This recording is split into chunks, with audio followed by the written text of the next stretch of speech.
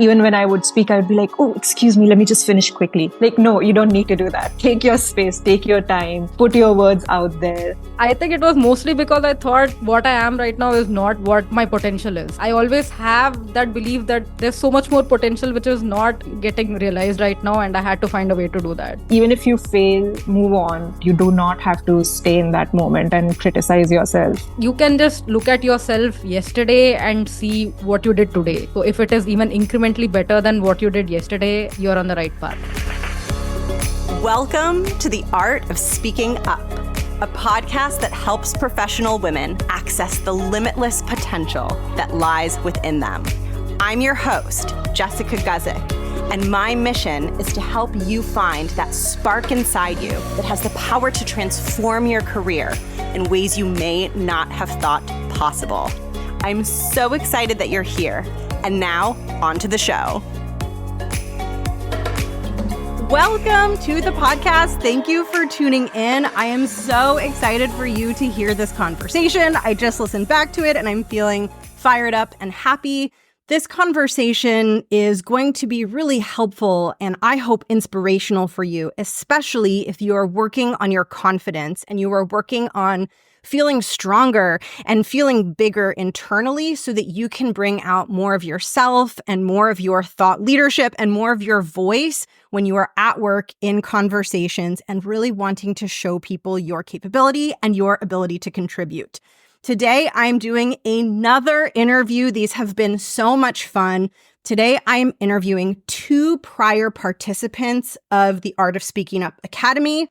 If you've been around a while, you know what the Art of Speaking Up Academy is. If you're a little bit newer here, the Art of Speaking Up Academy, or sometimes I just call it the Academy for short, is my group program where I support my clients in building confidence and developing a powerful, effective communication style at work. So in today's conversation, I'm talking with two prior participants of this program, Preethi and Garima. And this is a conversation all about what helped them build confidence, what helped them connect with the internal belief that they are capable and that they have everything that they need to be a leader in the room and to make an impact with their voice. And also what helped them learn to communicate in an elevated way so that they could step up as a leader and make a bigger impact at work.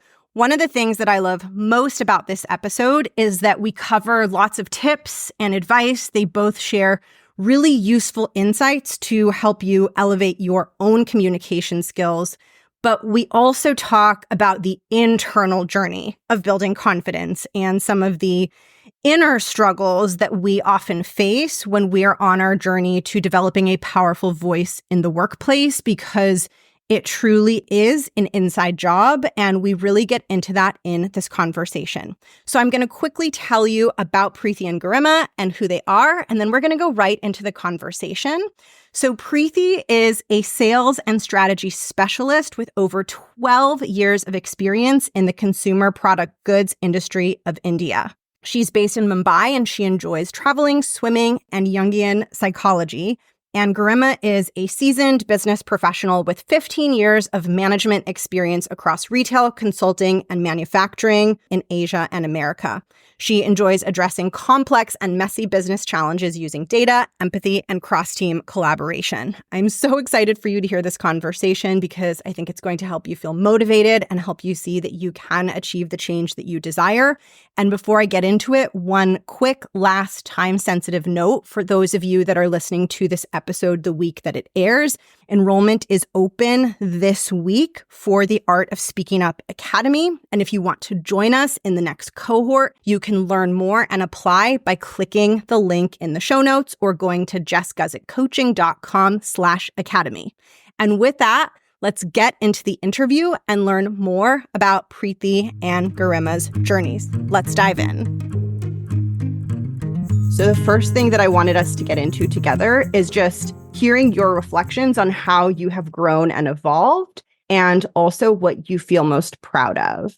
Right. So almost a year back, before I joined one of the first of your programs, I was in a state where I didn't quite like my job, but I was not doing anything about it, mostly because I didn't have the confidence that I could change my circumstance or the confidence that I could go somewhere else and do well there. So I think these were the two things which were holding me back. It was so bad that I was not even able to make a CV. Like I was struggling to update my CV and put it out there. So that was the situation I was in. And I think most of my growth, if you ask me, more than learning techniques of how to communicate, it has been doing work on myself, like on my belief about myself, my ideas about myself, ideas about how people are perceiving me, and ideas about my own confidence and self worth. The biggest change that has come in has been in those areas. And because the changes came in those areas, I was able to go and achieve things which I wanted. I was able to like push myself and actually go and see for myself about what is it that I can achieve once I don't have these barriers, or at least have reduced these barriers, if not entirely remove them. What were some of the big beliefs for you that changed? I think the biggest belief that changed was the fact that this is the best I can do. Because I was sitting in a situation where I was like, this is what I have right now. Let's be grateful for what I have right now and let's not change it. Let's not ask for more. Let's not assume that I deserve more. I think those were the thoughts that were swirling in me. And because I was able to work on my confidence, on my self perception more than other people's perception of me, I was able to bridge that gap and come over onto the other side now. Sort of like as you felt more confident about yourself, you also believed that you could have better professional opportunities. Yes, because I was able to put myself out there. Like right from making a CV and actually putting it on job portals or sending it out, or updating my LinkedIn, even that, like I was struggling to even get to that point. Even though it sounds like, oh, what is there in updating your LinkedIn profile? It's the most easiest thing to do, but even that was a huge roadblock for me. Well, easy on the surface, but below the surface, job interviews, resume, LinkedIn, these are all ways where we present our identity to the world. And so if we are feeling shaky about our identity, then all of those things are going to bring up those feelings. So even though it feels like a small thing on the surface, it's just like, oh, update your resume, update your LinkedIn. It is hitting on deeper feelings that we have. And it's not just about LinkedIn, it's about what that makes us feel and how our identity connects to that. The worst was when I had to give my first interview, like after 10 years of getting my job. And then my very first interview after that, it was a nightmare. But I'm really glad I took that first step, went in for it. Actually, I even cracked it, even though I decided not to go in for it. But once that happened, it was like, okay, this is something I can do. Every time you try to do something and it turns out well, it gives you confidence and you can just build on it. And once you do different kinds of things, like it was not just going and doing multiple interviews, it was also about going and talking in front of people. It was about going to a college to take interviews of other people. So I was like literally stacking up the different things that I was doing there. And those really helped. So people were like, what is she doing? Why is she so interested in going to a campus and, conducting interviews? So this is pretty much what I was doing, like stacking up the layers that you talk about in your programs, like even on your podcast for that matter. I was building up layers of confidence upon which I could do other things. I love that. I'm so excited to dig more into that and to just learn more about the change and things that have shifted for you. I also want to hear about your story, Garima, and get your thoughts on how you've evolved and what you feel most proud of in that change. From the growth standpoint and from what I'm really most proud of, just being an immigrant and then coming to a new country, not knowing the American culture and the subcultures and navigating that, you build the mindset that is required. I didn't have that mindset when I came in. I would doubt my contributions and if I can make an impact, and navigating all that noise and stress in this tough job market, trying to look for better opportunities and finding one, actually, that has been the biggest achievement for me. I want to follow up on one thing you shared, Garima, and I'm curious to hear, what about you internally do you feel is different that kind of helped you feel more comfortable in what you have to offer and make the transition into a more exciting role and opportunity for yourself? Yeah, I think what is different is just understanding my own value and stop doubting myself so much. And then the fact that I present a unique view and I can make an impact with those views. So being more courageous with my opinions instead of stifling myself. So I think that has changed. and then pushing through and sticking to my opinions, and I'm now seeing that is rewarding. Like I was able to get a new job, and in this new job, I am getting good feedback from my team. And apart from that, even managing stakeholders and everything. So all that has changed. Whereas before the program, I was more limiting myself versus now when I'm confident in what I have to say and do not get bothered by different things. So that is the change that I have seen in myself. Yeah, so powerful. And that kind of already got us into the next question, which is we were going to talk about examples and small moments that you've had that made you realize that you've grown. So maybe I'll start with Preethi on that one, and then I'll see if you have other thoughts to add, Garima, to what you just shared. But Preethi, have you had moments where you're like, oh, wow, that was a moment where I can see that I am different and I handled that differently than I would have in the past? Yeah, so since I've been talking about my job interviews and other things, I think it was my recent job interview which I actually cracked, and I'll be moving into that job now. So in this interview, it was after like almost 10 years. It was the first in-person interview because during COVID, everything moved online and people just, all the interviews, even the final rounds were online. But these people insisted that I do an in-person interview. And I was slightly nervous about that. Like, what am I going to wear? What am I going to do? And when I walked into the interview, I was fine. I was not at the level of my very first one where I was panicking, but I was fine. And when I walked in, suddenly my body decided to just break into a sweat. And normally I would have been like, oh my God, what am I doing? I would have become really conscious, and I don't know, it would have affected because I was mid sentence. I was like answering a question and this happened. And I know that my interviewer can see that I'm sweating, like literally pouring. And for a moment, I was like, what do I do now? Like, what is the way forward? But thankfully, I decided that let my body do whatever it wants to. It's fine. It's just a reaction. And I just continued to answer the question in the same tone. And since I was able to continue answering, even my interviewer felt more comfortable. And then they also carried on as if nothing had happened. And since thankfully I was sitting in an air-conditioned office, like it dried off and it was fine. Yes. And I think even though it seems like a silly example, but believe me, had it been some other time, like a year back, I would have literally panicked because I was like, what is happening with me? Why is this happening? I would have gone into some rabbit hole of criticizing myself. I think my inner critic would have been like hammering away at me. Thankfully, that did not happen. Like I was able to be like, okay, there's something, my body is deciding to react this way, and that is just fine. Let's move on. It will sort it out on its own. So I think it was like that was when I realized that, okay, something has changed. Definitely something has. That is just so powerful. I don't think it's a small moment at all. I think that's a huge win and just a huge example of like it takes a lot of internal fortitude to have an obstacle come up. Doesn't matter what the obstacle is. Maybe it's that you're sweating. Maybe it's that you have a really tough interviewer, right? Maybe you get asked a really hard question. Like it could be so many different things. But to be able to navigate that moment with your best and offer your best so that you can get the outcome that you want, to me, that is like the ultimate thing that we are trying to build. Because I think sometimes we think, oh, I just want to have a career where nothing bad ever happens. And I never have a moment where I'm like, oh, shoot, I'm sweating and I don't want to be sweating. But if someone is like you and Garima and just other people listening are very ambitious and don't want to do the same thing for their whole career and want to grow and expand, with that is going to come moments of challenge. So like we got to learn exactly what you're sharing, which is how do I navigate through this obstacle and still create the result I want? Yeah.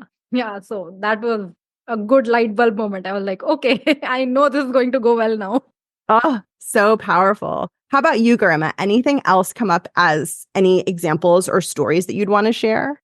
I think stakeholder management, I would say, has gotten so much better. If I would have a difficult conversation, I know how to navigate it. And one of the biggest things, and maybe this is leading to the second part, but one of the biggest things is just moving on and not staying in that moment is one of the biggest things that I've learned. Even if you fail, move on to the next moment, accept that failure, and then you can work on it later, but you do not have to stay in that moment and criticize yourself. Have you noticed a difference in terms of like getting stuck in it versus moving forward? Yes, definitely, because now my current job profile is a profile where I have a lot of stakeholders. Earlier I would get very disturbed if things didn't go my way, understanding that this is a temporary moment, there is a bigger picture. So understanding that has been really beneficial. So happy to hear these examples from both of you. I love hearing about the wins, and especially the ones that make your work experience better for you, which I think is so important. Because I think for those of us who are ambitious, like we get very focused on achieving, but we don't always focus on like, I get to feel good and I want to feel the way I want to feel. So I love these examples. Last question in the mindset realm before we talk a little bit about verbal communication is just on this idea of limiting beliefs. Let's start with Garima on this one, then we'll go to Preethi. Garima, did you have any limiting beliefs about yourself and your own limitations, or maybe just about what it means to build confidence as a whole that have expanded or shifted through the work that you've done? So the biggest thing, I would go back to this again, just, coming to a new country, that was like a biggest roadblock in my head, thinking like, whatever I would do wouldn't be enough or, would be perceived wrong. The other one is the CEO mentality that you talk about often. That has also helped in developing a strong and confident mindset and wanting to make an impact, even though you do not have the perfect knowledge, finding out ways to lead and contribute. So those were the limiting beliefs, and, all the work we did on that mindset really helped. Yes, you don't have to have all the answers or knowledge to be valuable in the room. Correct. I'm so glad to hear that, because that's a big one that I really try to emphasize. So that makes me really happy. How about you, Preethi? I would actually go back to the inner critic. I didn't realize that there was an inner critic. I just thought it was me. And I was able to separate myself from the inner critic. I think that was a big thing for me. So the limiting belief that I had was that the only way to motivate myself was to be like really harsh and critical of myself. Because I just assumed like that is the only way I would do anything. So if I had to motivate myself to finish a particular task, I had to like berate myself. Like, you are lazy, you are this, you're that. Only then I would actually move and do something. That was something ingrained in me. But when you talked about being compassionate to yourself and, you could motivate yourself without being so harsh and rude to yourself, I think that was like a big shift for me. And I've been trying. I won't say that I'm really good at it. I easily revert back to being harsh to myself. But I have tried that and it does work. I don't have to do that, like berate myself every time. So I think that is something which is a journey and something that I'm discovering more of each and every day. That's one that sometimes we have resistance around at first. And sometimes at first it can feel like there's no way that can work, right? I have to be harsh on myself. I have to push myself really hard. Did you have any of those resistance thoughts at first before it kind of sunk in as being true for you? Yeah, like I thought I wouldn't do anything if I don't push myself. And also I had this parallel thing that I was constantly criticizing myself, telling myself that I'm being unproductive. Even though I was resting, I couldn't rest without having this thing in my head that no, you're wasting time. Maybe you can do something during this time. So I was trying to optimize every parcel of time that was coming my way, and I was not resting because of this inner critic. So I think once I started shifting this, not being so harsh to myself, I was also able to allow myself to rest and do things which I like.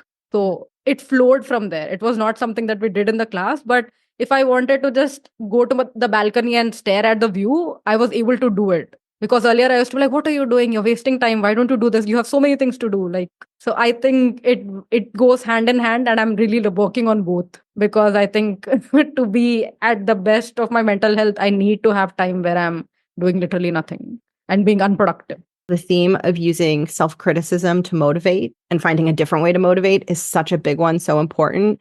Garima, I just want to see if you have thoughts on that, because it is such a prevalent theme. Yeah, I did want to say that working in a group session, the best part was realizing that it's not me alone. Women across colors, they have the same issues. We think, like, oh, they are more confident. I am not. XYZ's doing better. I am not. But then that was like a big revelation for me, actually, that everyone is thinking the same thing. And the other big revelation was it's not at my level, it's across levels. Like even the high executive levels, they have the same issues. We keep thinking about like, oh, what will they think about my performance? But no one is thinking about your performance. They're thinking about themselves. So that was really helpful. That also added to my overall mindset process and being able to stop that criticism in my head and move forward.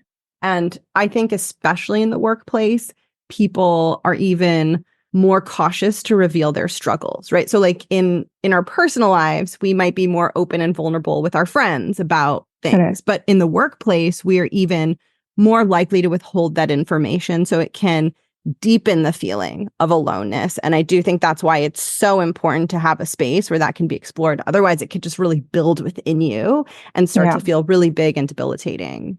Okay, we're going to pivot into advice and tips for someone who wants to be a more impressive presence in meetings. What's one piece of advice that you would give to them? So actually, even before we get into this stronger presence, I think there's something that people need to do. Like at least I had to do, because in a meeting, unless a question was directly related to me or directed towards me, I was pretty much zoning out.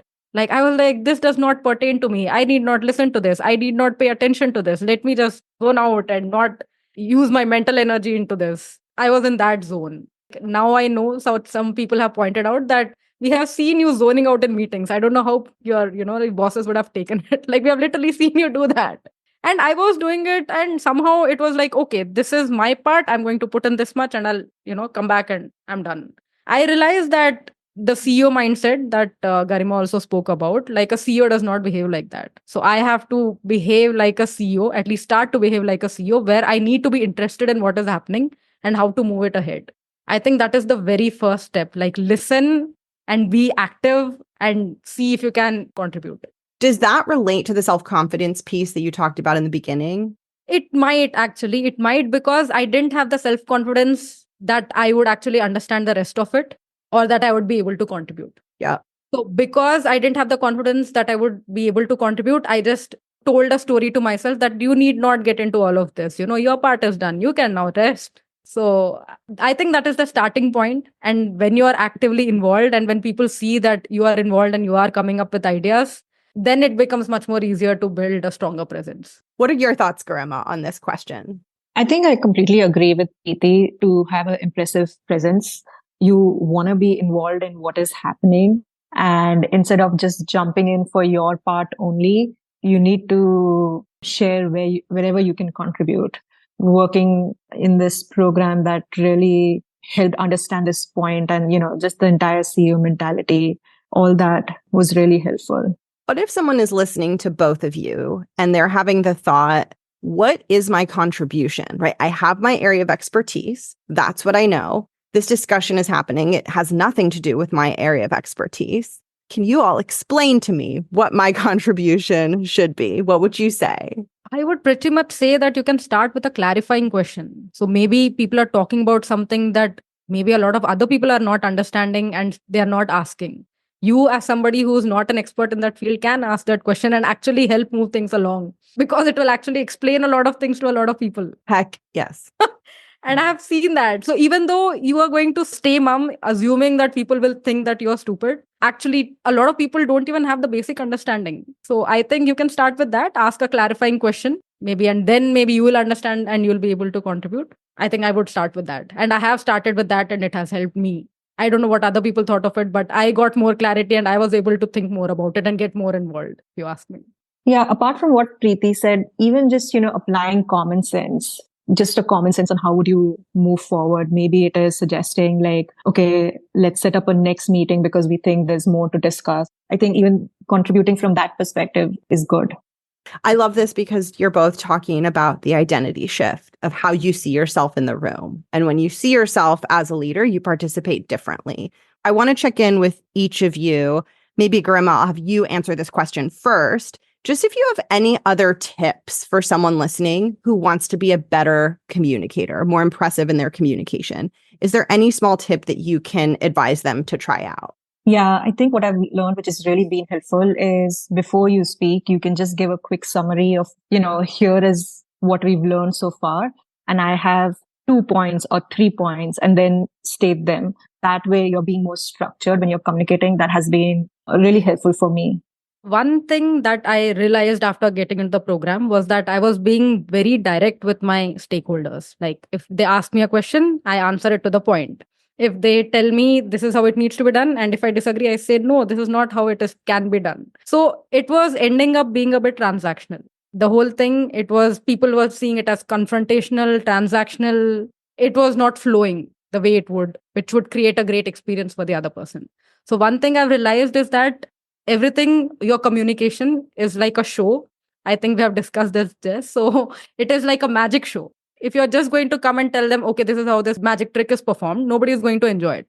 People want a show. So you have to come there, perform, do the flourishes, act as if, like you are actually doing something out of the world. And then maybe if you want, you can tell them how it was done, if they really need it. So I think every time I communicate, whenever I'm being like really direct and to the point, I remember this magic show part of it, and I tell myself, Preethi, put on a magic show, put on a magic show. And then I'm able to create a context, create a narrative. And when it comes like that, it appears like a total package, and that is when it becomes much more palatable for the other person. I think this was a huge thing that I had to learn, because I was pretty much like, they asked me a question, I answered a question, so I'm good, I'm being so efficient, is how I used to look at it.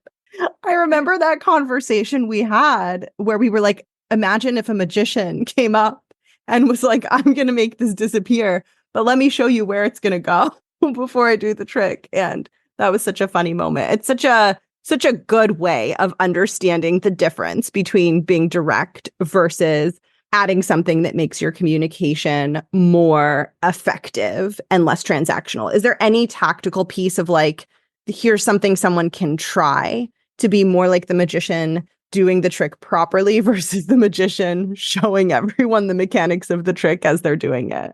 Right. So if somebody higher up, especially, is trying to tell you something and you don't agree with it. So I used to be like, no, this can't be done this way because of this reason, this reason, this reason. But I realized that when you do that, they take it as an affront to their ego or something, like, and that has created a lot of unpleasant and uncomfortable situations for me. Instead, I now understand, after going through two whole sets of programs with you, is that instead of doing that, maybe you could give them options. Like, this is option one. If we do this, this happens, which is a pro, but this happens, which is a con. And then go through that entire list of options so that they themselves decide on the option that you want. It is pretty much leading them to where you want them to go. It is effort, because my first reaction was like, why do I have to do all of this song and dance instead of just telling them this is the right way, because I know this is the right way. But I realized that once you do that, people assume that you're bulldozing them and not giving them choice, not giving them options. And I have tried it a couple of times, and it's effort, but it does work very beautifully. I love that. So good. Such a powerful example. And I just want to check in with you, Garima, and see if you have just any other thoughts or anything you want to add into this. No, I think Preethi did a good job sharing all those things. I do want to say, and maybe Jess, if you can decide if you want to include this or not, but Preethi is joining from India, and she used to join this program at 4 a.m. And so I just love the fact how determined she is to make these changes and bring out her better version as well. Like, that is what we are all trying to do here, right? So it's amazing to see her. So I think it was mostly because I thought what I am right now is not what my potential is. I always have that belief that there's so much more potential which is not getting realized right now, and I had to find a way to do that. And getting up at 4 a.m. was like the least of my worries. I was more like, how do I move? How do I move out of this rut I'm in?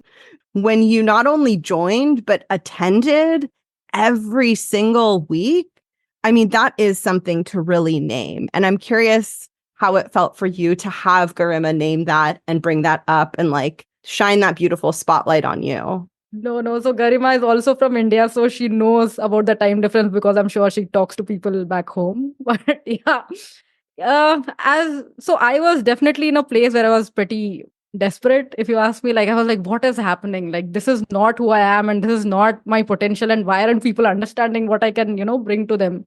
Or why am I not reaching a place where I'm happy in doing what I can? I think that was a very strong feeling that I had, and I was looking for. I actually did a lot of other courses as well in India before I got to this. And somehow they did not, they were very superficial. They were mostly talking about tactics. They were not at all concentrating on the mindset part of it. It was you have to be in this mindset. Like, how can you not be in this mindset? And again, it fueled my pushing myself part of it, which I could do only to a certain extent. And after that, I could not. Like I had to give up at some point because it was not organic. It was not a mindset shift, or it was not helping me from the inside out. It was something very superficial. So once I started listening to your podcast, actually you're featured in a newspaper called The Hindu in India. I think they picked it up from the New York Times. When you got featured on the New York Times, they picked it up and, mentioned it in The Hindu.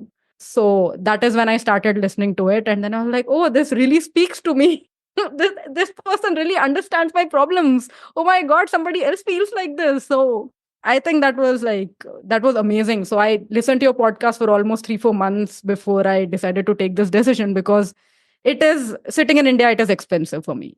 So it was a big investment. And also the time difference. Like, what if I make all this investment and can't turn up at that time? And even if I turn up, will I be in a mind space to actually contribute or absorb? But no, it was something that really spoke to me. And actually having so many other people talk about things which I myself did not realize. Like when somebody else was talking about it, I was like, even I feel like that. Oh, that's an issue with me as well. I was able to relate. One to one, I don't think I would have got the rich perspective that I got from different people, even though they're from different countries, different colors. Like, I also had this apprehension, like, would I be able to relate to other people or not? But I think it has been wonderful. People all over the world are the same. Women, especially the problems that they have, the beliefs that they have. I think it has been wonderful. I'm so glad that you found it. And I'm so glad that it offered you that change. And also, like, Garima, that was just such a beautiful moment that you highlighted, Preethi, and like just made me feel full of like warmth and happiness to see you be like, wait, I need to stop this conversation and call this out. I just love that you said that and brought that into the discussion. Just for background, Jess, Hindu is amongst those prestigious legacy newspapers in India. And it is amongst the lines of, New York Times. So it's a big deal. So now you're doing it for me too. So you are really good at being a woman's woman. And that is an incredible trait to have. And now I'm doing it for you. Thank you. Yeah. Oh, thank you. That's really sweet and thoughtful, though. Okay. So that is the other part. Before you go into something else, just that is another thing. So generally, people assume that women are not supportive of each other. But I somehow had never had, like, I didn't have too many of those experiences. And I totally, when I came into this group, I just didn't feel like people were like, because I'm from India, they were showing any difference, or they didn't understand my accent or things like that. I had those things in my head. But I think it was like extremely supportive, and everybody was so warm. And it was not just you who were giving me advice. There were so many other people who were giving me advice about the problems that I had. And it was also helpful. And it was so great to feel understood. I am so happy to hear you share that. I think that the way that you feel is as important as the program curriculum. And I think sometimes it can feel like, no, like the curriculum, that's the program. But if you don't feel comfortable in the space and you don't feel like I can bring myself, I can be honest, I don't have to pretend here, no one's judging me. If you don't have that, it's really hard to absorb the curriculum and really be open to receiving all of that. And so I'm so happy that you felt that way, because it can be scary coming in to a group of people that you don't know. You don't know what to expect. You don't know what it's going to feel like. And that is exactly what kept me coming back. So Garima, people like you got me coming back. And doing work in a group really does show you other people's minds.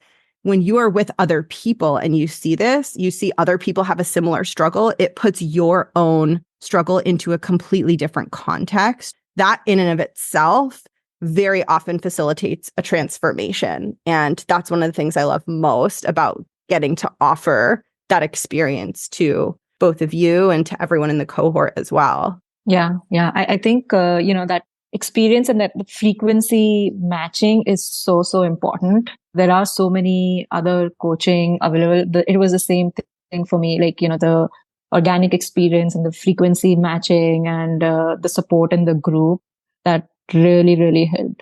I'm so happy to hear that, and just so happy to hear the different outcomes that you both have been able to enjoy because of what you also put into your process in terms of like showing up, being open. because it goes two ways, right? Like the space has to feel comfortable, but then of course you have to bring the commitment and the willingness, and you both brought so much of that, right? So I just also want to name that too, of so much of your growth came because of how you approach things and how much you were willing to put into the process. 6 months, right? And even beyond the 6 months, we've spent additional time together. So that's a lot of commitment, and so important to celebrate yourself for being willing to do that. Yeah. Thank you. You're welcome.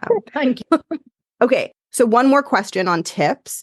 What advice would you give to someone who is feeling very stuck? When you're feeling stuck, obviously, you have to change. But the first thing that you assume that you will change overnight. And I also had this feeling that, okay, from tomorrow onwards, none of this. From tomorrow onwards, I'm a new person. But the problem with that is it's not sustainable. If you need sustainable change, it happens in incremental changes. And it's a very slow process through which you have to be very patient with yourself, compassionate to yourself, and not bring yourself down, not be harsh to yourself. I think that was something that I did not realize earlier, because earlier it used to be like, okay, from tomorrow onwards I'll brush my teeth every day in the night, and I used to do that. So it was like, okay, but it's a habit change. If you're looking at a mindset change, it's not that easy, because you always come back to something which was much more comforting for you, even though it's not good for you. That would be my advice, to hold yourself through that process and have patience. Is there something you could say that will motivate someone to stay in it and to be willing to be in the slowness of the process? I think you can just look at yourself yesterday and see what you did today. So if it is even incrementally better than what you did yesterday, you're on the right path. For example, you were just not going onto the stage because you're so scared of something, but you went to the stage and said 2 sentences and you came back. I think that's progress, even though it might not feel like it. Yeah, I think it's on the similar lines. I think one of the biggest thing, if you're feeling stuck, just take action. Like even if it's like a small action, even if it's like just starting with interrupting in a meeting and saying like, excuse me, I don't get this. And then the other part is it's okay to take time. So even when you're saying in a meeting, if you're making a small point and if you're taking a lot of time, just take that space. It's okay. Take that air, be in that moment, just see it through. Being patient with yourself and taking that space, it is okay. And just take a small action, one action at a time. I love this. I'm such a proponent of baby steps, because big steps are exciting, but they're very hard to sustain. Baby steps are much easier to sustain and more reliable. So I love what both of you shared. And we're going to pivot into the closing questions. This is an optional question, but I just want to check in and see, are there any other learnings or takeaways from your experience in the academy that we haven't talked about? Or just anything that I haven't asked you that you would want to make sure to mention? I think what we do in our academic life, like how we are, like you do a certain set of things, follow a certain set of rules, and then you get results. When you try to apply the same thing in your work life, it just does not work. So I think having this expectation that, being a good girl, putting my head down, doing my work, and, going to the exam and writing it and getting 100 out of 100 is not going to work out anymore. Something that I didn't realize for quite some time. And there were some drawbacks because of that, like things hit me. But there are a lot of other aspects to it. Like you have to talk about your work, like you have to do your work and then you talk about it. And then you have to create a narrative about yourself. And then there is this whole angle of managing up stakeholders, peers. So if you're going to apply the same mindset to your work as in your academic life, it's simply not going to work out. I think that needs to be realized. I don't know how many people know it. There are many people who know it naturally. There are many people like me who need to, be hit hard on the head to actually fall down and get up and realize, oh, maybe I was not doing this right. And the academic way is more emotionally safe. Yes. So I think that's the other thing. It's realizing that things work differently and then cultivating the internal psyche necessary to show up bolder, to be messy, to be more of a leader. So I think that's a really wonderful insight. How about you, Garima? Yeah. So for me, I think one of the other learnings or takeaways that I had was the fact that we are all on our own journeys. Everyone has that comparison mindset. But then when you do that comparison, it takes away from you a lot. So be focused on your journey and keep that mindset of comparison out of it, because it really hampers in the long run. our brains love to compare. And I think it makes sense because it's like, how else can we understand things if we can't compare some things to other things to make sense of the world? And I think it is so important to follow what you're saying, which is just to try to be aware of that because it can sometimes really get in the way of meaningful growth. Yeah. And just respecting your own journey, and thinking on how do I make it a better journey and focusing on that instead. Love that. These are both so powerful. Okay, next question. What does the art of speaking up mean to you, Garima? So I think for me, it meant like just taking up the space. I was afraid to take up the space and speak. And even when I would speak, I would be like, oh, excuse me, let me just finish quickly. Like, no, you don't need to do that. Take your space, take your time, put your words out there. This is what the art of speaking up means to me. So beautiful. How about you, Preethi? For me, it actually means having the courage and the confidence to be able to put your opinion out there. I struggle to even open my mouth, unmute myself and say something. So I think it was really my starting point. Like, okay, now I'll go and find out how to, just speak up. So that holds true even now. So every time there's a meeting, it has become much more easier to actually unmute and start speaking or actually get up and start speaking. But that is where I started from. So I always remember where I started from and how far I have come. Yes, you've both come so far. Final question. We'll start with you, Garima. So I created this show because I had a period in my career where I was deeply struggling with self-confidence. And I really wanted this show to speak to anyone who might be struggling and who might be looking to be inspired and believe in themselves more deeply. So I just wanted to give you the opportunity to speak directly to someone who might be in that place and share whatever you would want that person to know. Yeah, I think I joined the program for the same reason because I was struggling with my mindset. I was pretty much not bringing out my complete self and, performing to my potential. And very frankly, I tried looking for a lot of options and I did not find any. And then the one or two I found, I realized the art of speaking up was the best option for me. It is so important to have a frequency match. You cannot when you are trying to work with someone and you do not gel with the kind of setting they have, it is so difficult. So I think that's how I stumbled upon this one. And your podcast was so helpful. Even if you're not joining the program, the podcast itself is such a treasure mine. And anything you'd want to share with someone who's maybe feeling stuck, anything you can share to encourage them or make them see that they are not stuck and that they can keep going. Yeah, just the fact that you're not alone. Everyone is struggling at every level. You're not alone. And I would also suggest that you can do a lot of podcasts, you can do a lot of reading, you can hear all those things. But then getting a coach, I think that really elevates the game. That is something that I have realized. And I'm curious to hear from you, Preethi, if someone's listening, feeling kind of stuck, looking to get a little bit of a mood lift and believe in themselves more just today, what's something you could share with them to help them with that? When I was feeling stuck, one thing which did not help me and I did all the time was, isolating myself. I used to be like, this is something that I'm stuck with. I'm going to go into a cave and I'm going to figure it out on my own, and until I figure it out on my own, I'm not going to come out of that cave. And I think that was one thing which really derailed my entire process of coming out and, getting into the light. Even if it is not coaching, but at least being with people and, being with like-minded people, talking to them, even listening to the podcast and, getting ideas, I think that would really help. Instead of isolating yourself and not talking to people and being like, oh, I'm so stuck. Only when I'm unstuck, I will do anything in life. That is the advice that I would give. Explore, see what can help you. Be always on the lookout for what can be helpful for you and what would take you in the right direction. That is the starting point. After that, you will find your way out.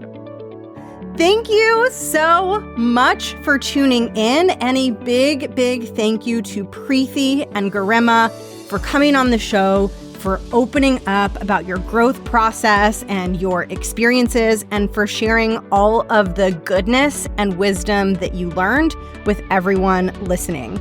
I like to share my takeaways and my favorite moments from some of these interviews, and conversations with some of my prior clients, and it was hard to distill this one down to just one or two favorite takeaways. So I'll share a few with you.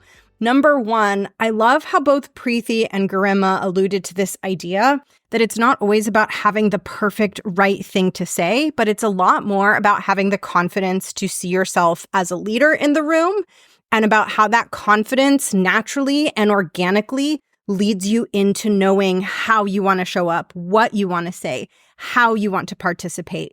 I also love how Preethi talked about slow growth and how slow, sustainable steps are often the most effective way to grow, because I truly believe that when we can acknowledge to ourselves that this is not going to happen overnight, ironically, that's actually what helps us grow faster, because we finally start taking the actual small steps that will build to lasting progress versus trying to make these big sweeping changes that leave us feeling like we're starting at square one over and over again.